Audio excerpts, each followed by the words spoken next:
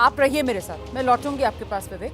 तो महत्वपूर्ण जानकारी विवेक दे रहे हैं कि अभी तो जेल में ही है और एटीएस की टीम पहुंचेगी और फिर यहां से रिमांड पर लेगी छागुर बाबा को और फिर होगा वो सवाल जवाब की सिलसिला शुरू। इस बीच बाथरूम में विदेशी सामान, छांगुर बाबा पर धर्मांतरण के लिए विदेशी फंडिंग और इसी फंडिंग के जरिए अरबों करोड़ों की संपत्ति बनाने का आरोप। ये सुन रहे हैं आप, जो जानकारी सामने आ रही है, इस तमाम बातों को लेकर वो बुलडोजर वाला एक्शन। छांगुर बाबा जिसकी कोठी से क्या कुछ सामने आया है, जरा ये भी जान लीजिए। एक मिनी पावर हाउस बाकायदा यहां इस आलीशान इलाके में मौजूद था, अपना पर्सनल बनवा रखा था, 5 लाख का जनरेटर था, 6 कुत्ते और वो भी विदेशी नस्ल वाले जर्मन शेफर्ड्स, वो यहां पर थे। शक्तिवर्धक दवाएं यहां से मिली हैं, मसाज ऑयल, घोड़े यहां से मिले हैं। तो कोठी के अंदर ये जो पूरा काला साम्राज्य था, उसकी ये डिटेल्स हैं जो सामने आई हैं। इस हाथ में ये जो मकान है जो आप देख रहे हैं, 2 मंजिला मकान, इसमें लगभग 1 दर्जन के करीब में इसमें कमरे हैं और इसमें छांगुर बाबा नसरीन यानी कि नीतू उसके पति के साथ यहाँ पर रहता था।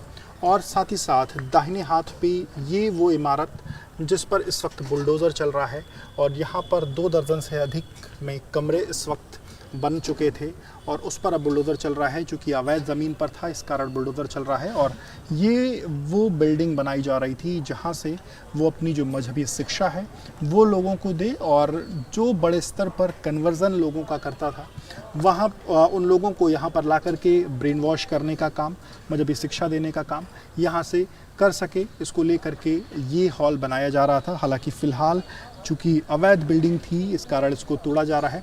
और अगर इस पूरे हॉल को, इस पूरी प्रीमाइसेस को अगर आप देखिए तो चारों तरफ जो है इस पूरी प्रीमाइसेस को जो कटीले तारों से इस पूरी प्रीमाइसेस को घेरा गया है। दीवार के ऊपर कटीले तार हैं और थोड़ी थोड़ी दूर पर अलग अलग गेट हैं। सामने वाला एक मुख्य गेट अगर आप देखिए तो एक सामने मुख्य गेट, इसके साथ ही साथ बाएं हाथ पे यहाँ पर आपको एक गेट दिखेगा जो कि बगल की मस्जिद और यहाँ का जो यहाँ की जो बगल की 2 मस्जिदें हैं वहाँ पर जाता था, तो दूसरा गेट हुआ।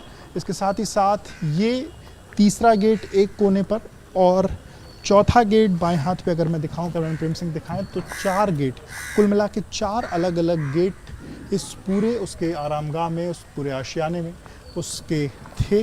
साथ साथ ये जो जगह है वहाँ पर जानवरों का भी शौकीन था, जानवर रहते थे।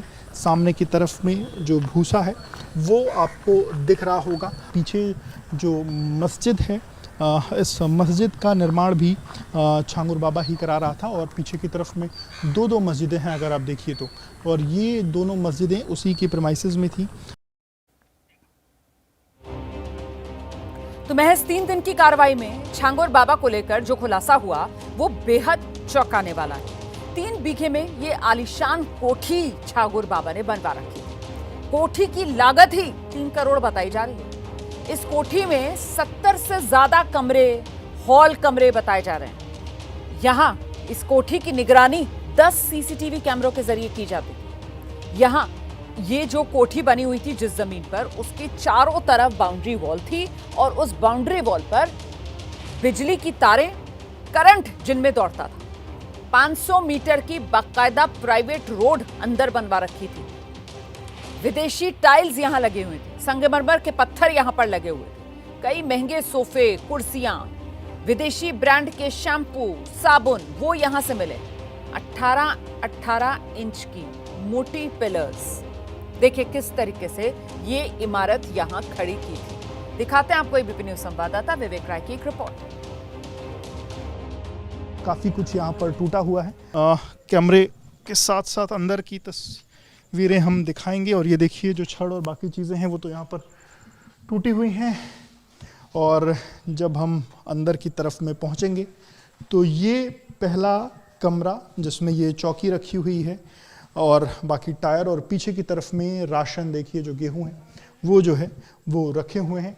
एक और कमरा बगल का और इसमें भी जो कुछ सामान है वो यहाँ पर रखे हुए हैं। इसमें इलेक्ट्रिसिटी से जुड़े हुए जो सामान हैं वो रखे हुए हैं। ये एक तीसरा कमरा और इसमें पेंट से जुड़ा हुआ जो सामान है वो यहाँ पर रखा हुआ है।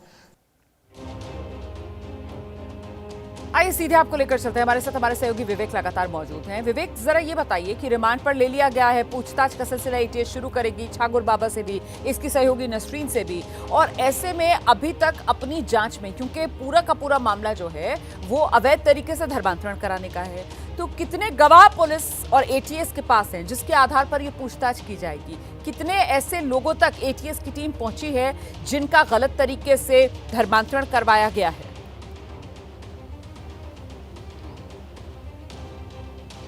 देखिए, इस मामले में अभी तक कुल 4 गिरफ्तारियां हुई हैं, जिसमें नसरीन का पति और जो जलालुद्दीन का बेटा है वो लगभग 2 महीने पहले उसको एटीएस ने गिरफ्तार किया था और तब से ही जलालुद्दीन और नसरीन जो है वो फरार थी।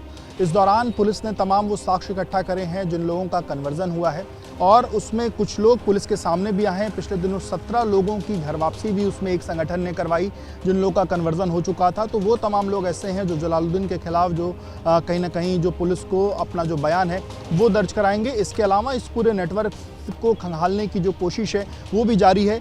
10 और ऐसे संदिग्ध लोग इसमें जुड़े हुए हैं जो डायरेक्टली जलालुद्दीन से जुड़े हुए हैं, जिनको एटीएस की टीमें और जो यूपी पुलिस है वो लगातार उनकी धरपकड़ में लगी हुई है।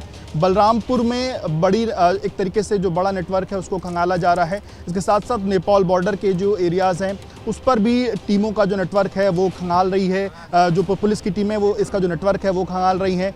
फंडिंग का जो नेटवर्क है उसको भी खंगाला जा रहा है और फंडिंग को लेकर के तो तमाम जो साक्ष्य हैं, क्योंकि 8 खाते नीतू के, इसके अलावा 5 खाते बाबा के, उन अलग अलग खातों में जो पैसे आए उसको लेकर के भी जो जानकारियां हैं वो निकली हैं और वो पैसे कहां से आए, किसने पैसे ट्रांसफ़र किए, उसमें कौन लोग जुड़े थे, ये तमाम ऐसे तथ्य हैं जिसमें कई जानकारियां पुलिस के पास आ चुकी हैं और कई ऐसे तथ्य हैं जब दोनों पुलिस की कस्टडी में रहेंगे तो वो तमाम तथ्यों के बारे में जानकारियां पुलिस के पास हैं और अब इन कड़ियों से कड़ियां पुलिस को मिलानी है और इसीलिए एटीएस की रिमांड में लेकर जब दोनों से सवाल जवाब किए जाएंगे तो फिर तस्वीर पूरी तरीके से साफ हो जाएगी और ये रहस्य लोग जिसका हर राज सामने आएगा। बहुत शुक्रिया।